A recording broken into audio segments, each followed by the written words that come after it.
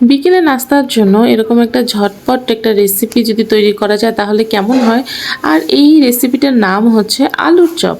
অনেক সহজ এবং খুব তাড়াতাড়ি করা যায় এই আলুর চপটা। দেখতেই যেমন লোভনীয়, খেতেও অনেক সুস্বাদু।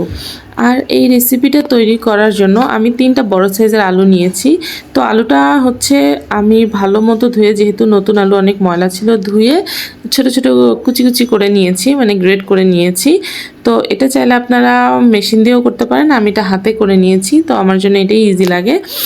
আর এখানে দিয়ে দিচ্ছি আমি সামান্য পরিমাণ লবণ, একটু মরিচের গুঁড়া, একটু জিরার গুঁড়া, আর সামান্য একটু হলুদ গুঁড়া দিয়েছি, আর দিয়েছি সামান্য পরিমাণে গোলমরিচের গুঁড়া। এবার দিয়ে দিচ্ছি একটু ময়দা আর সামান্য একটু চালের গুঁড়া। এবার সবগুলো উপকরণ একসঙ্গে খুব ভালোভাবে আমি মেখে নিব। এই যে আমার আলু মাখানো অলমোস্ট শেষ।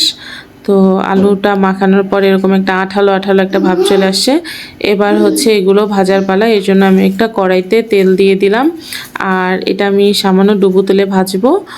এখন আমি অল্প অল্প করে আমি কাঁটা চামচের সাহায্যে এটা হচ্ছে তেলের উপর দিয়ে দিচ্ছি। এবার আমি এগুলোকে অল্প জালে আস্তে আস্তে ভেজে নিব। বেশি জাল দিলে এগুলো হচ্ছে পুড়ে যাবে, তো খেতে ভালো লাগবে না, তিতো লাগবে। আলুর এক পাশ হয়ে গিয়েছে, এবার আমি উল্টিয়ে নিব, আর উল্টিয়ে নিয়ে আরেক পাশ ভালোভাবে ভেজে নেব। দেখেন কালারটা কত সুন্দর আসছে। তো এইভাবে করে আমি হচ্ছে যে আমার আলুগুলো ভেজে নিয়েছি অল্প আছে, তো মুচমুচে একটা ভাব চলে আসছে, দেখতেই পাচ্তেছেন। আমি হচ্ছে তেল ঝরিয়ে ভালোভাবে যে তুলে নিলাম। তো এইভাবে আমি বাকি আলুগুলোও ভেজে নিয়েছি।